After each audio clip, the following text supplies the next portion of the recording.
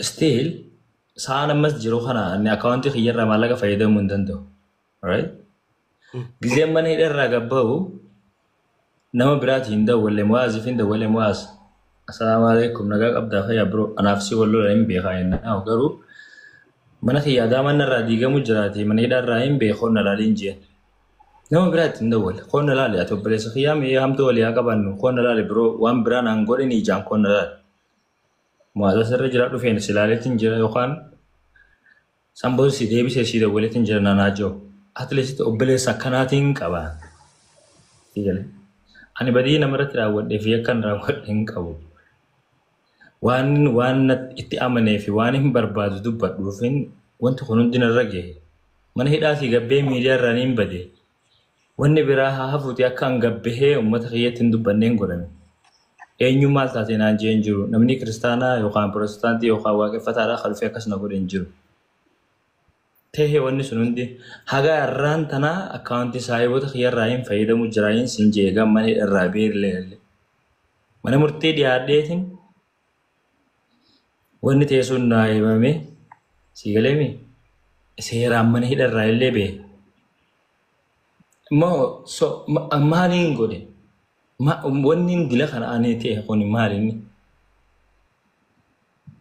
wonti na hatu itijame sun mal balle sete inyo ramo afude ana ummata kana wajhinin obale se islama jame jira chu barbada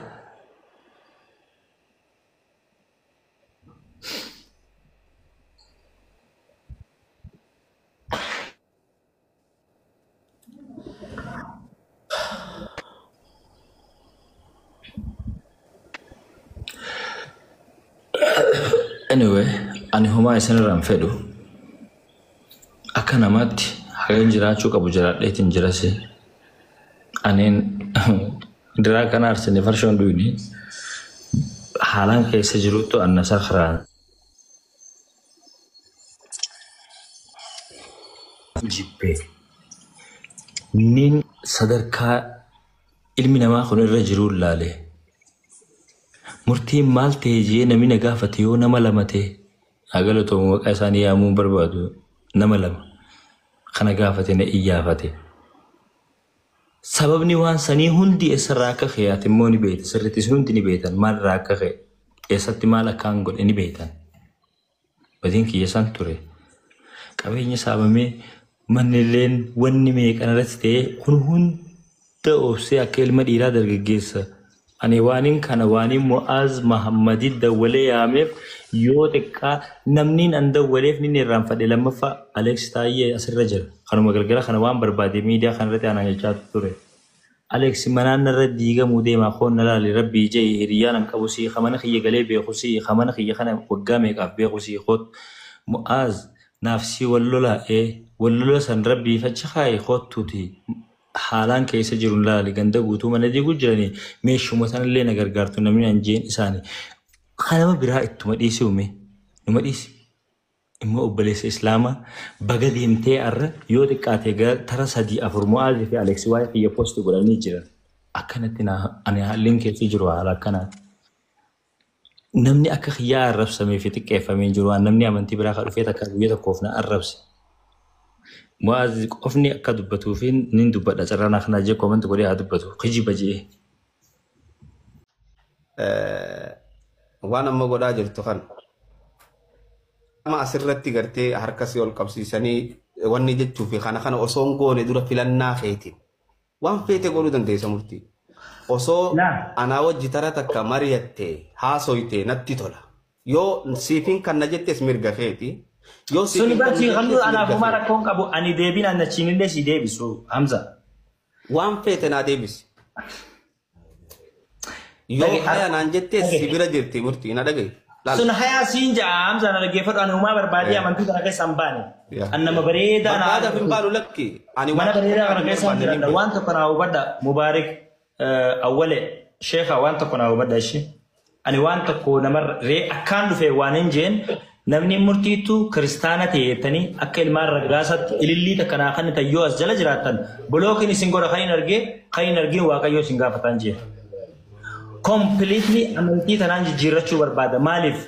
Ani murtii waan tana murtii kiyya akka islaama sin gaafadhe akka islaamumma sin gaafadhe akka nama foon keetittiin si gaafadhe akka nama gartee harargee teetittiin si gaafadhe waan takkatanii keessaan sitti haasawuutu jira akka oromummaattiin si gaafatadhe oromummaa keessaa akka nama foon kiyyattiin si gaafatadhe waan takkittii tana osoo asirratti waa takkan goone daqiiqaa muraasa keessaan naaf ni kanni ta'ana. Yosef in kan nujettes mirga qabda. Yosef in kan nujettes mirga guutu qabda. Asumaan taatu machi gara achi hoti wal dubbisee yoo fedhe. Akkanuma taa'ee dubbisuun hin danda'a yoo dhiifama naa godhan hin gaafadha. Warra asirra jiran namoota guddaa jira. Taayimii fudhannee wajji haasoo. Hamza, where are you, Hamza? Hamza. Murti guuto waan Ustaaz Hamzaan je godhi akkana akka obboleessatti si gaafadheen malee akka amantiitti miti. Akka Hamzaa islaamummaatti miti. Akkana taana yeroo Oromummatti si gaafadhe. murtii keenya bakka yeroo Sheeka isinillee loltee lolina wanni lolaan godhamaan jirtu obsaa fi isinis. Ani waan isinirraa barbaadu na dhaggeeffadha. Filannoo kiyya filadheetiin isin dhufee namarraa waan barbaadu hin jee namni wanni inni naa himu jiraate at least I respect him because Hamzaan kun ilaalchi inni amantii keessatti qabu. Ilaalchi inni itti yaada si ibsu xiqqoo like akka warra mormaa fi harka namarraa muraa jiru kanaa miti. Si galame guyyaa har'aan tana Hamzaa waan ta'e si himume ijoolleen raggaasaa amantii Pirotestaantii keessaa dhuftee abdii raggaasaa furii waajjira bulchiinsaa gama duubaatiin charchii kireeffatee qaba ture. Charchii kanatti maal godhe? Kiraan manaa itti qaaloofnaan cufee gara islaamummaa dhufe. Islaamummaatti dhufee yoo maal ta'e? Guyyaa sadaffaa fatwaa godhuu eegale. Humaan jenneen ni callifne. Guyyaa afuraffaadhaa sujuuda qaba. Humaan jenneen ni callifne. Guyyaa shanaffaadhaa amantii Pirotestaantii arrabsuu eegale. Dukkana keessaa hin bee. Dukkanni inni keessaa bee. Mana kiraa itti dukkanaa isaan keessaa. Warri kana goosisu jiru ustaaza ulamaa'idha maqaadhaaf. Taa'eetii ilaala aniin kun. Ani kaniin amantii musliimaa kalee arreeyoon arra keessaa bee already akka naa hubatta wanni hin barbaadu nama kuma ja'an kun amantii musliimaa keessaa bee borjumaata yookaan qidaamee yookaan woodii gaafan amantii islaamaa arrabsu wabiin kiyya maali akkaan iftaan borumtii isaa immoo akkaan Pirotestaantii hin arrabsineef wabiin kiyya maa inni. Maali wabii qaba maali na amantu warri Pirotestaantii akka amantii sana hin arrabsin. Okay, warri Pirotestaantii akka na amananiif dirqama musliimaa arrabsuun qaba amantii waan hin jijjiiradheef. Sheekha na dhaggeeffadhu sirri. An amantii musliimaa keessaan garana dhufee qofaaf amantii san keessaa bee an azaaba haaseenu yoo azaabni jiraatee namni biraa fakkeenya godhatee akka irraa baratuuf. Kanuma qofa hayaanaan jee. Gaafii lama qofatti sirraa deebisa murtii kiyya takka fudhaa Ingiliisaa. Hamza dhiifama naa godhi. Laala murtiin gaafachuu jira waajji. Beekeera. Naa obsi please haga murtiin naa kanneen naa obsi murtiin banatin. Murtii dirqama qotu muree deebiin. Waajji gaafii akkan qaba. Please Hamza bilbilaa gaafadhaadhis. Waan takka waan takka. Caalaa turuu hin danda'u Hamza. Wanji sakandii soddoma naa kan. Sakandii soddoma naa kan. Ashiitti fufee Hamza. Otoo yaadi boodarra dhufe gaarii ture Hamza beektaa ishee Hamza. Laala naabsi waajji. Naabsi leencoo naabsi. Murtii gaafii sadiin qaba ture lamatti hin deeffadha murtii kiyya. Waan amma godhaa jirtu kan. Osoo waan kana hin goone silaa proogiraama kana asitti dhaabdee akka nama foon keetii tokkotti murtiidhaan keessaan na dubbiftee natti tola. Osoo waan kana hin goone. Siin gaafadhe haya jechuu fi haya jechuu dhabuun kee mirga keeti. Osoo waan kana hin goone silaa proogiraama asirratti gartee harkasii ol qabsiisanii wanni jechuu fi kana osoo hin goone dura filannaa keetiin. Waan feete godhuu dandeessa murtii. Osoo anaa wajji tara takka mari'attee haasoytee natti tola.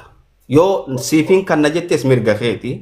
Yoo siifin kan na jettees anaafuma rakkoon qabu ani deebiin annachiinillee si deebisu Hamza. Waan feete naa deebisi. Yoo haya naan jettees si bira jirti murtii na dhagaye. Sun haya sinja Hamza na lagi fadu anu ma berbadi amantu kana kai sambani. Anna mabareda na ada fimbalu lakki. Ani mana bareda kana kai sambani. Wanta kana ubada Mubarak awale Sheikha wanta kana ubada shi. Ani wanta ko namar re akan dufe wanin jen namni murtitu kristana tayetani akka ilma ragasat ililli takana kan tayyo asjala jiratan blokin singora khain arge waqayo singafatan je completely amanti tanan jirrachu barbada malif ani murti wantana murti khiya akka islam singafan akka islamumma singafan akka nama fon ketittin sigafan akka nama garte hararge tetittin sigafan ayye wanta katani khaysan sitti hasawutu jira akka oromummatin sigafatadde oromumma khaysa akka nama fon kiyattin sigafatadde wanta kitti tana oso asirratti wata kan gone daqiqa murasa khaysan nafni khannita ana Yosef kan nujetes mirga qabda Yosef kan nujetes mirga butu asman taatu machi gara achi khoti wal dubisi yofet akarma taaya dibisu ninda da yo difa mana gora ninga fadda ko dura asra jira na moto kuda jira time fudanne wajhi haso Hamza, where are you, Hamza? Hamza, murti guto waan ustaz Hamzaan je godi akkana akka obboleessatti si gaafadden malee akka amantitti miti akka Hamzaa islaamummaatti miti akkana kana yeroo gogo oromummaatti si gaafadde murtii keenya bakka yeroo sheeka isinillee loltee lolina wanni lolaan godhamaan jirtu obsaa fi ani waaniin isinirraa barbaadu na dhaggeeffadha filannoo xiyya filadheetiin isin dhufee namarraa homaan barbaadu injee namni wanni inni naa himoo jiraate at least I respect him because Hamzaan kun ilaalchi inni amantii keessatti qabu ilaalchi inni itti yaada si ibsu xiqqoo like akka warra mormaa fi harka namarraa muraa jiru kanaa miti si galame guyyaa har'aan tana Hamzaa waan ta'e si himume ijoolleen raggaasaa amantii Pirotestaantii keessaa dhuftee abdii raggaasaa furii waajjira bulchiinsaa gama duubaatiin charchii kireeffatee qaba ture. Charchii kanatti maal godhe? Kiraan manaa itti qaaloofnaan cufee gara islaamummaa dhufe. Islaamummaatti dhufee yoo maal ta'e? Guyyaa sadaffaa fatwaa godhuu eegale. Humaan jenneen ni callifne. Guyyaa afuraffaadhaa sujuuda qaba. Humaan jenneen ni callifne. Guyyaa shanaffaadhaa amantii Pirotestaantii xarrabsuu eegale. Dukkana keessaa hin bee. Dukkanni inni keessaa bee. Mana kiraa itti dukkanaa isaan keessaa. Warri kana goosisu jiru ustaaza ulamaa'idha maqaadhaaf. Taa'eetii ilaala aniin kun. Ani kaniin amantii muslimaa kalee arreeyoon arra keessaa bee already akka naa hubatta wanni hin barbaadu nama kuma ja'an kun amantii muslimaa keessaa bee borjumaata yookaan qidaamee yookaan woodii gaafan amantii islaamaa arrabsu wabiin kiyya maali akkaan iftaan borumtii isaa immoo akkaan Pirotestaantii hin arrabsineef wabiin kiyya maa inni maali wabii qaba maali na amantu warri Pirotestaantii akka amantii isaa hin arrabsine okay warri Pirotestaantii akka na amananiif dirqama muslimaa arrabsuun qaba amantii waan hin jijjiirradheef sheekha na dhaggeeffadha sirri an amantii muslimaa keessaan garana dhufee dirqama amantii sana arrabsuun qaba. Ma amantii kamtu akkasitti nama ajaje immoo fandi godhee maallaqatti kafalee yaada kannee fi barreesseetti kannee arrabsi amantii kana jedhee kan erge kun nama amantii sana hin beekne moo gurbaa laa Allahu akbar jechuu hin beekne barreessanii tara dhibba irra deemanii itti himanii akka miimooriitti itti fe'anii amantii namaa arrabsiisuun gaafa laalu islaamummaan dhugumaan seefiin dhufte. Islaamummaan dhugumaan dirqamaan nama fudhachiifame waan jedhuun fudhadhee jechuudha.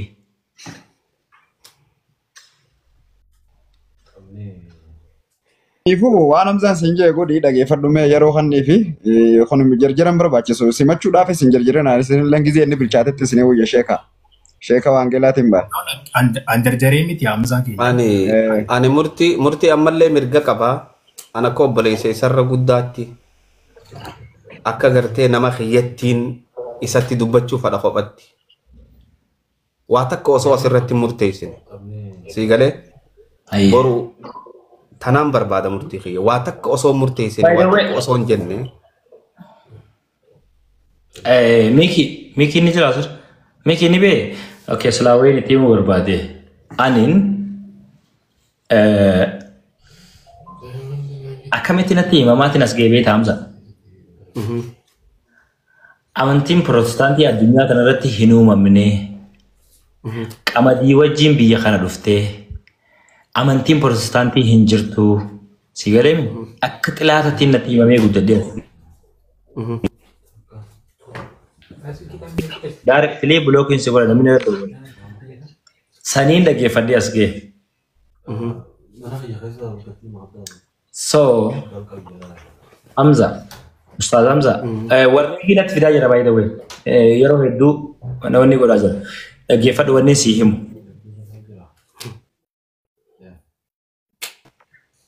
Hamza, WhatsAppii akkamitti akka hin dalayne godhan? Ustaz Hamza. Ifumarraan install godhi yeroodhaaf. Okay, delay. Dhagee.